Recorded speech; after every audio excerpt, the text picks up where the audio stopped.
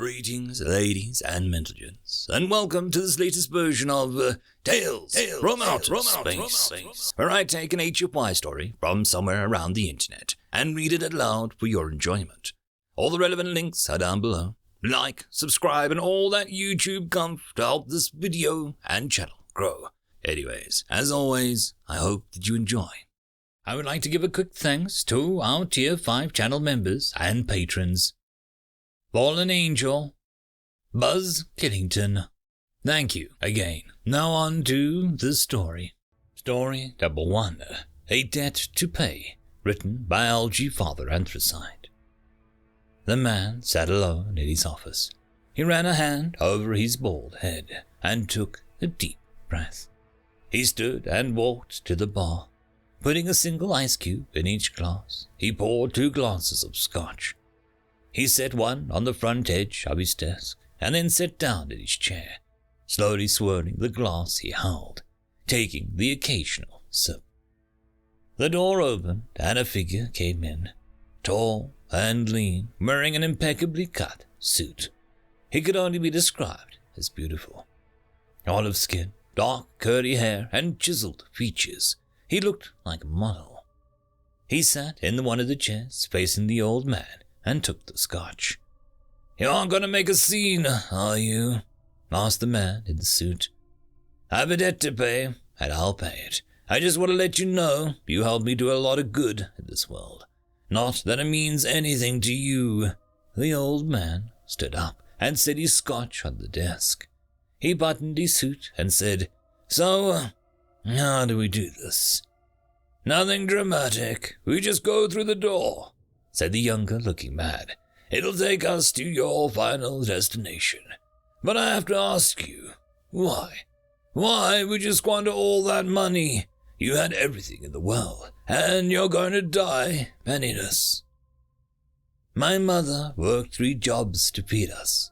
She died at 60, having put us all through school, broke. I promised I would do everything I could to prevent that from happening again to someone else.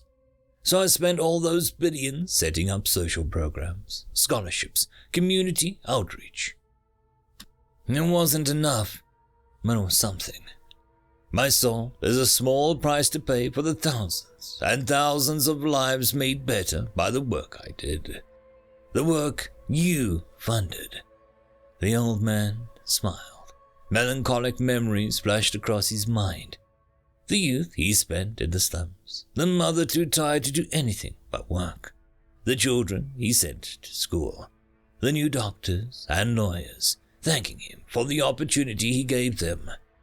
He would miss them, but he regretted nothing. "I am a man of my word. Let's go." The beautiful man stood up and walked to the office door.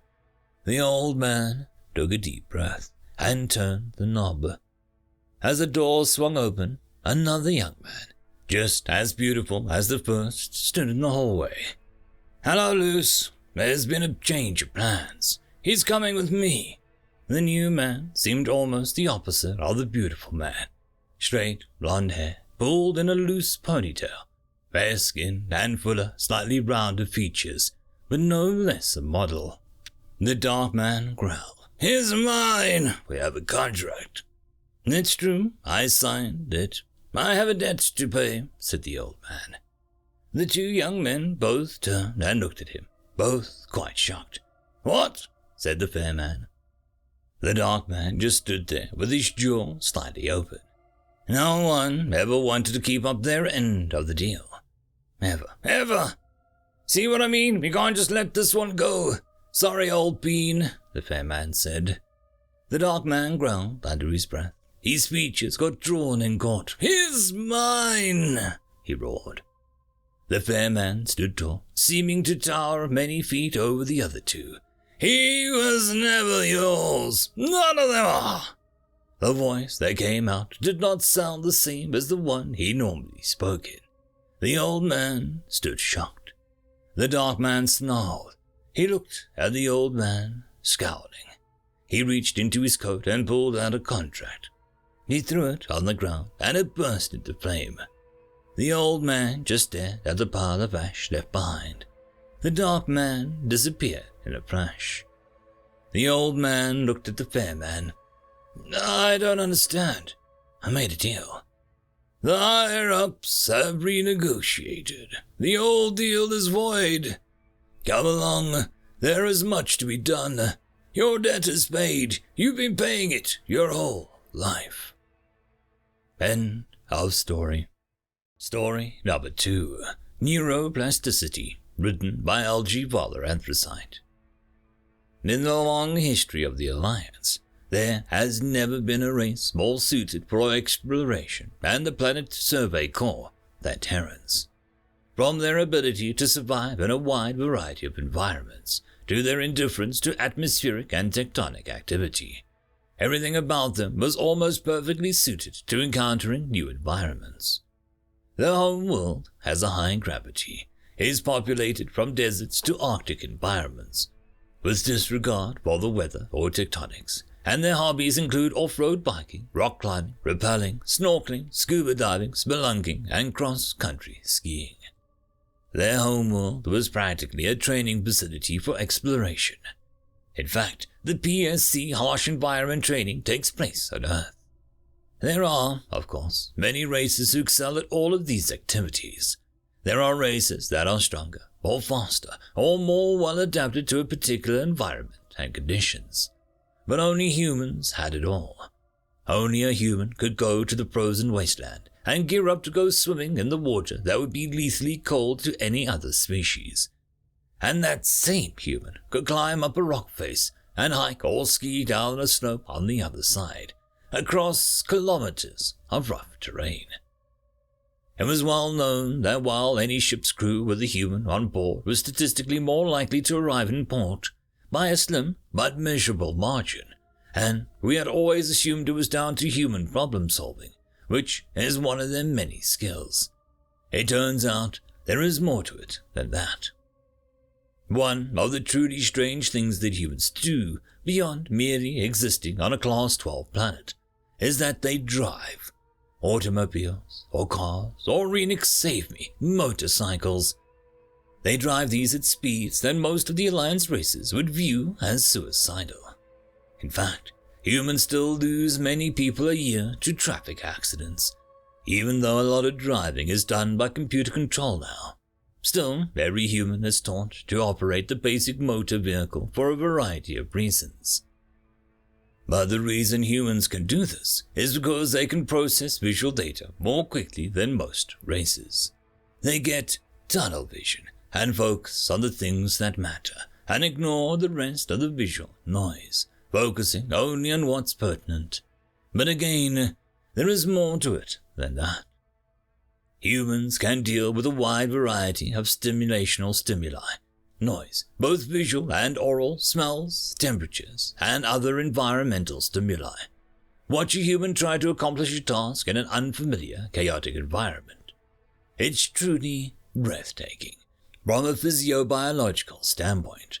Given an assumption of safety, a human will complete any task regardless of noise, poor light conditions, precipitations, extremes of heat or cold, high winds, animal interference, practically anything. Given the presumption of no safety, their productivity is the same conditions doesn't change nearly as much as, say, a breath. They possess an innate ability to ignore danger to accomplish a task. Obviously, I refer only to the implied or imminent threat as opposed to an actual present of danger. The possibility of danger may exist to a human, but unless it presents as an actual danger, humans can basically pretend it isn't a problem, until they are able to focus solely on a threat. This is also a piece of a puzzle as to why humans are so good as explorers. There are a few other strange quirks of human biology that make them good as members of the Planetary Survey Corps. They can operate in almost any biome without having to worry about vast majority of toxins, as most planets that develop life usually don't have such competitive environments that strong toxins are required. Aside from Earth, only a handful of planets have been found with naturally occurring toxins that would harm a human, and they are all Class 10 and above. The same can be said for microbiomes. Essentially, humans are already immune. The thing that really makes humans excel at exploring, though, is something they refer to as neuroplasticity. Humans never stop being able to form new neural pathways, though the ability diminishes over time, or, sadly, with some diseases. But an adult human is capable of learning to operate new equipment well past the midpoint of their lives. They can learn new languages comparatively smoothly, except where physiology prohibits it. They can learn to perform tasks and procedures, and with some time, can even deal with variations and disruptions with little or no guidance. Humans can learn to function in a new environment more easily, and with greater speed than any other race.